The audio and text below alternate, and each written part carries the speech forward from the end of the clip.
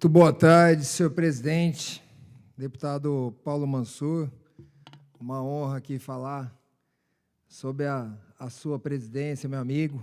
Cumprimentar também senhores deputados, servidores da casa, policiais civis, militares, penais.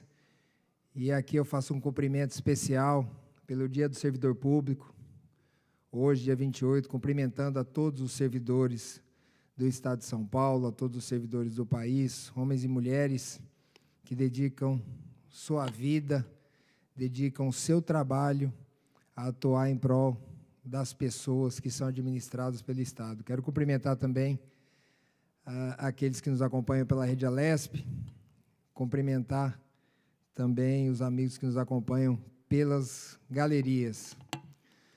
Senhor presidente, eu atentamente, do meu gabinete, antes de descer, ouvi os discursos de Vossa Excelência, do capitão Telhada, e me uno aos senhores, porque também estou inconformado com os rumos das políticas públicas do governo federal. Nós evidenciamos hoje, não é no nosso estado, mas são brasileiros também, trabalhadores, uma operação no Rio de Janeiro, cujo resultado já é a morte de 2 policiais e 8 policiais feridos. Uma operação necessária de combate ao narcotráfico, uma operação necessária de combate aos terroristas. As organizações criminosas aqui no Brasil são organizações terroristas, porque aplicam restrição territorial, porque atuam como Estado paralelo.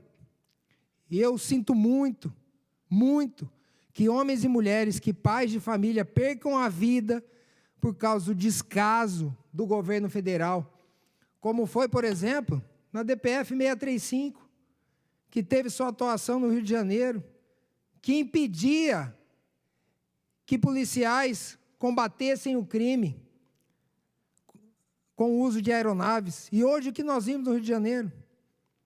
Hoje nós vimos drones dos criminosos que são armados com bombas e que vitimam esses policiais. Até quando esse governo federal irresponsável vai resistir, vai defender bandidos e vai resistir a catalogar essas organizações como organizações terroristas? São organizações terroristas. Tudo que a gente vive nesse país, senhor presidente, todas as ideias, todos os ideais, são ideais provenientes da esquerda, que governou o nosso país durante mais de 20 anos. O presidente Bolsonaro entrou por 4 anos, e desses 4 anos, 2, combatendo uma pandemia.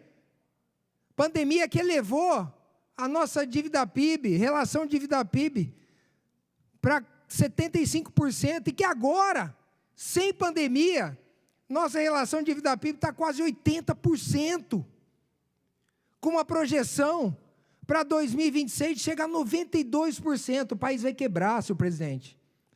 Se nós colocássemos uma nuvem de gafanhotos para gerir o nosso país, o estrago ia ser menor do que o PT lá, do que esse senhor que governa o nosso país, senhor Lula da Silva. Então, os ideais que legaram uma saúde ineficiente, que legaram uma segurança pública ineficiente, todos esses ideais com um ecossistema pernicioso de esquerda, progressista, está gerando esse resultado agora para o nosso país.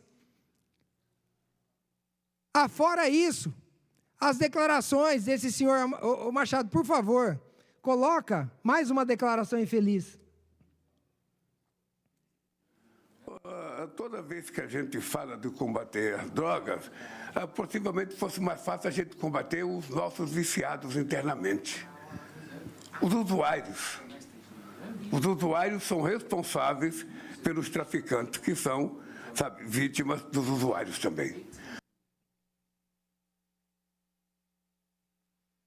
Então, na linha do que esse senhor disse, e parafraseando o humorista Léo Lins, quer dizer que a culpa do metanol na bebida é de você que bebe.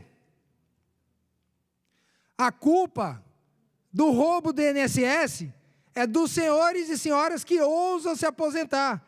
E a culpa dos roubos ocorridos é de vocês que compram celulares, é de vocês que compram coisas, que trabalham e compram coisas pessoais.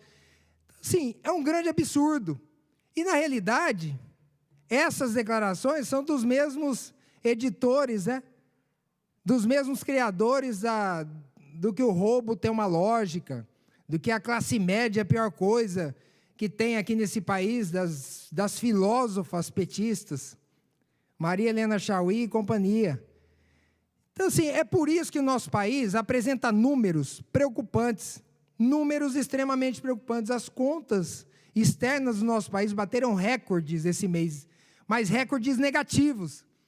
O déficit só em setembro foi de 10 bilhões de reais. Se a gente fizer um comparativo do ano inteiro, de setembro de 2025 até de setembro de 2024, setembro de 2025, esse déficit chegou a 80 bilhões de dólares. 80 bilhões de dólares. Sabe o que representa 80 bilhões de dólares para a senhora, para o senhor que está vendo, que está me assistindo agora? É a relação positiva da nossa balança comercial. Ou seja, tudo aquilo que a gente exporta, menos o que a gente importa, o resultado do Brasil são 80 bilhões de dólares. Isso daí foi consumido.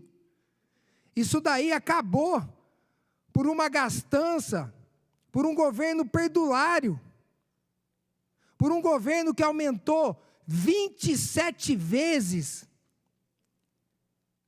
a alíquota ou o número de impostos no nosso país. É um governo que tributa investimentos. É um governo que trata, voltando ao assunto da segurança pública, que trata o criminoso como vítima da sociedade, que trata o traficante como vítima da sociedade, e que apresenta na lei antifacções, por exemplo, a manutenção das visitas íntimas. Como esse governo quer combater? Como esse governo quer combater criminalidade agindo desse jeito? Quer inserir algo produtivo na lei de facções, na lei antiterrorismo? Insira, então, a não manutenção, a extinção da progressão de pena. Insira a extinção, por exemplo, da audiência de custódia. Insira a progressão insira a anulação de vários benefícios que só promovem o cometimento de crime e vitimiza pais e mães que saem para trabalhar todos os dias, policiais que perderam suas vidas hoje e que vão continuar perdendo por causa da atuação desse governo pernicioso, desse governo que não olha para a segurança pública, senão com um olhar de proteção ao bandido. Até quando, senhor presidente, nós vamos viver sob esse olhar desse governo que ainda questiona por que o cara comete crime? Essa discussão já foi abandonada há 70 anos na Europa, nos Estados Unidos. Hoje, o pensamento mais moderno se baseia na dissuasão, ou seja, não é porque cometeu o crime, é como eu vou evitar que esse cara cometa o crime, como eu evito que esse cara cometa o crime, colocando não apenas uma penalização alta. Não é isso que resolve, é isso que está no projeto, que continua no projeto, aumentar penas. Você pode colocar pena de 200 anos. Se o cara não cumprir, ele vai continuar cometendo crime. O cara pode estar penado há 200 anos, se a cada audiência de custódia ele sair e voltar a cometer crime, isso é um incentivo. Isso aconteceu aqui em São Paulo. Um ladrão foi preso 80 vezes. Esse cara não tem incentivo para o crime? É lógico que ele tem incentivo para o crime. O nosso sistema jurídico, ele hoje foi tomado para atuar pró-bandido e, no segundo caso, que é o que eles estão agindo mais agora, é para perseguição política. É pró-bandidagem e para perseguir opositores políticos. Sistema político, sistema jurídico totalmente aparelhado, Polícia Federal sequestrada e utilizada em prol de interesses políticos. Só podia dar nisso. Senhor presidente, obrigado e que Deus nos ajude.